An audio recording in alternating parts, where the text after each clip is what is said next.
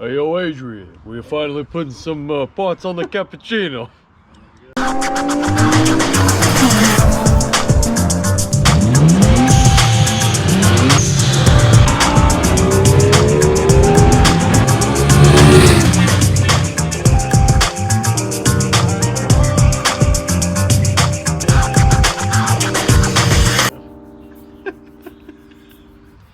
My guy.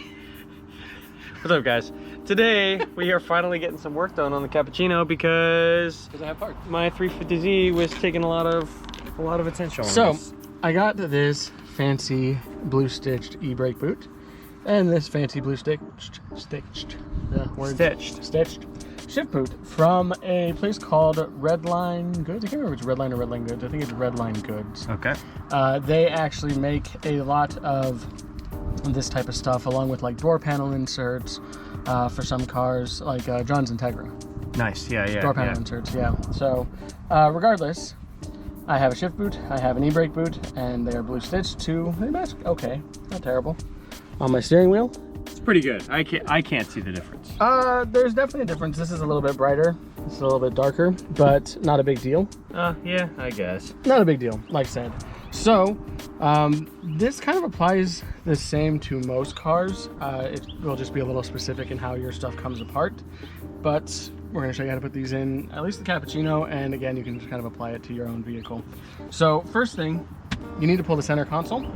On here there are normally a screw here, usually if you have an armrest there will also be, and there are on this side 2 screws in here, and then on this in particular, this car has it going up the back here. If you want to actually, has it going up the back here, and there's a bolt here and here, and this is all one piece. So we're gonna go ahead and get this out, and then we'll show you the process of putting all this stuff into your new stuff. Yes, indeed. Stuff. Kind of crazy that this console goes all the way up. Yeah. Put that down there. Put back. Pulled one of the T-tops off, so you guys could get a little better look.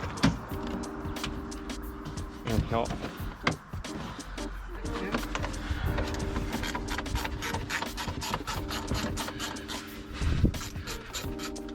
And there we go. Enough. Now let's see about pulling this thing out of here.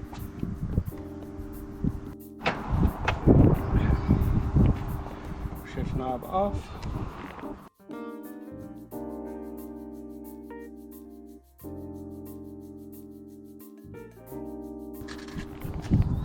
There we go.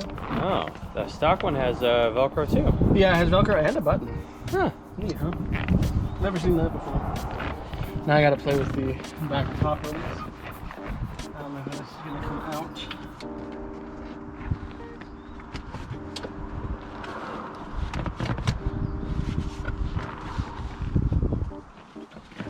We do have the plug for our window switches somewhere.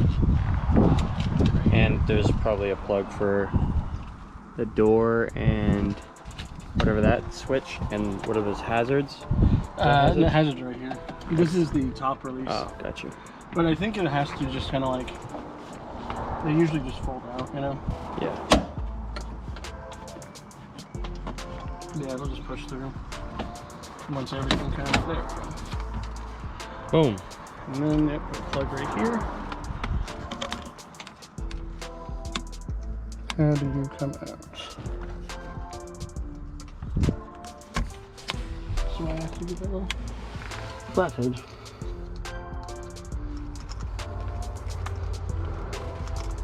There we go. Okay. And there is our center console. Alright, so here you go.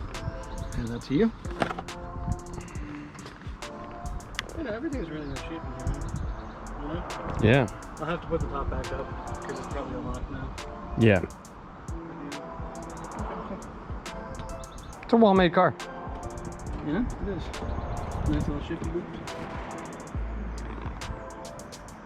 No Japanese coins. That's how you got ripped off, bro. Okay. So now we're gonna go ahead and take a look at our didn't make center it through console. customs. That's why. All right. So here we go. You can see, we have little pressure clips on our shift boot. We'll have to figure out how to get that off. There is also a ring here, which comes right out. And then some more pressure clips. So we're gonna have to figure out a way to take these off very carefully and get all this apart, but we will bring you along for that once we figure out how to get them off. Yep. So be right back. BR. Some of this shit. Okay, so holding on the factory EBRAKE boot and the shift boot bracket are these little clippy guys. I've not had to take these off before, so I'm going to show you the way I found to kind of do this the best I can without ruining stuff.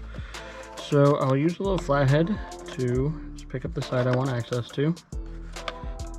And then I got this guy in a set of just interior clips. Yeah. Just kind of have to get in there as best you can, and there you go, pry it off. And Yeah, so a proper pry tool is going to save these clips for you. I'm not so much worried about the clips, honestly, as much as I am these little tabs that they sit on. You can see that it pulls, you know, some stuff off of it, and I'd rather not have to buy another console. So here's the EBRAKE boot on this guy. It has a kind of cage it sits on that, looking up the little instruction sheet, I need to cut this guy off of here for the new EBRAKE boot. But there's the factory EBRAKE boot out, and here is the factory shift boot out. This also has, I pulled a couple off here, right here. This also has a couple little staples on it, holding it kind of down in place. So you need to kind of, there we go. You can see a couple staples pulled through. I'm gonna grab my pliers and pull this staple out, and yeah, get this EBRAKE off, or sorry, the shift boot off of here. I'll get this guy mounted first, and then move on from there. But you can see, you know, oh yeah, holes. Now I can see why you wanted all those interior parts. Definite deterioration of the interior. Yeah, it does happen. So replacing them is nice. And honestly, these boots were only like, I think 75 shipped. For maybe I should get one for the Z, for their EBRAKE. I don't know if they make one, but we can check. Yeah. I got you a shift boot already, so. Yeah, the shift boot's great. Yeah. Same company. Same company? Same company. Nice, yeah. I like the one from the Z. Yeah, I got the shift boot from them. I had one from the S13, same company. And they all kind of, it's nice because you can see this shift boot's normally stitched in the little square pattern, and this one is equally stitched in the square pattern. Nice. So it's all matchy-matchy. For the record, so you guys know, they do offer customization options. So if you want different panels, different colors. Oh, cool. You can do like United Colors a bunch of times. Yeah, you could do pretty much whatever you want, honestly. Dope. Which is pretty cool that they offer it. So if you guys want something kind of unique and special, still leather, whatever, there you go. But I'm going to go ahead and get these guys mounted in there. And yeah. Hell yeah. Let's do it. Okay. So that was a surprising amount of work to get these clips back on. Indey sliced off the old EBRAKE boot from this little, you can see this metal. From this cage. Yeah. And then they do say to glue the new one to the sides here once you wrap it around. But I don't know if that would have been any better, to be honest with you, because trying to position everything to get it all to line up was kind of difficult. So it's also really thick here. It is very thick there. Yeah. It's almost as if it shouldn't be stitched this way. It should be open so you can stitch it yourself. Or something of the sort. Yeah. Either way, these were a nightmare to get in. I did end up pulling this entire side piece off. The instructions they gave on their little website said to just remove these three, which we tried at first. But again, slipping this thick piece of boot in with the metal bracket probably wasn't going to go. The shift boot went in very easily. Yeah, I did put the ring back in. I need to kind of align it like with my finger as I get the shifter through, so it doesn't shove the ring out. Right. But not too big a deal. A quick thing to note, these are not the norm in my opinion. Nissans don't have this type of clip. Everything is screwed in and they have like snap clips. Yeah, Hondas too. Same thing. Yeah, screws. I haven't experienced a lot of stuff that uses these types of little guys, other than this specific vehicle. Yeah. So hopefully, if y'all are doing this, you'll have a much better time. They're literally just held in like this guy. Just yeah. Screws in. It's interesting that they're just not screws over there. I guess it kind of makes sense with how thin the piece is in comparison to like how much space you have available to make like a deep thing, you know what I mean? Suppose. But it is in. Yep. So we have our boot, our nice EBRAKE boot. This is Velcro, so we're gonna open this up and we'll put it back in, and have a nice blue stitching there. Hell yeah. So let's put this in the car. Yep. Update. It's gonna rain. It's gonna rain. Looks good.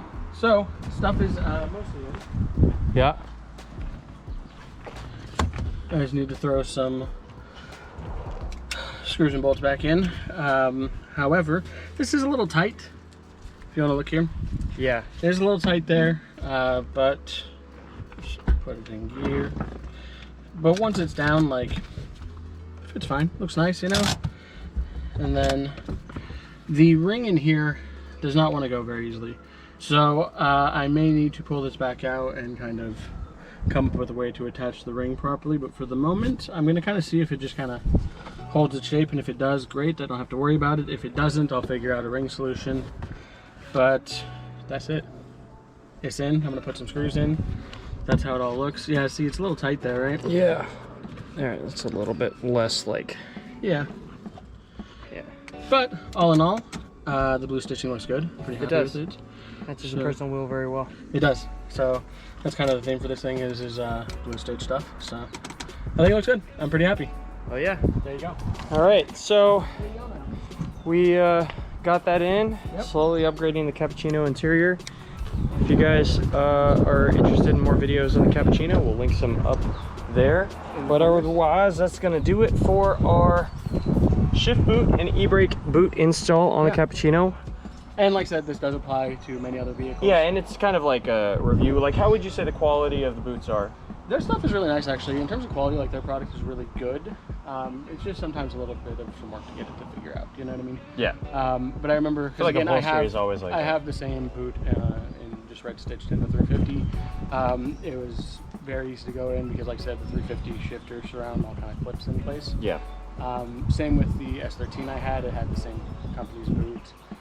Very nice. Quality-wise, it's really great. Yeah. But like I said, some interior things can be a little finicky. This car was because of those little round clippy guys. Yep. But like I said, you don't normally deal with those. So. Yeah, and you do it one time. So. Yeah, exactly. You do it once, it's in, you're happy. Yeah. Move on with your life. But yeah, let us know what you guys thought of the install and the video in the comments down below. And if you liked the video, please make sure to like, subscribe, ring the notification bell, and we'll see you in the next one. And we appreciate you guys.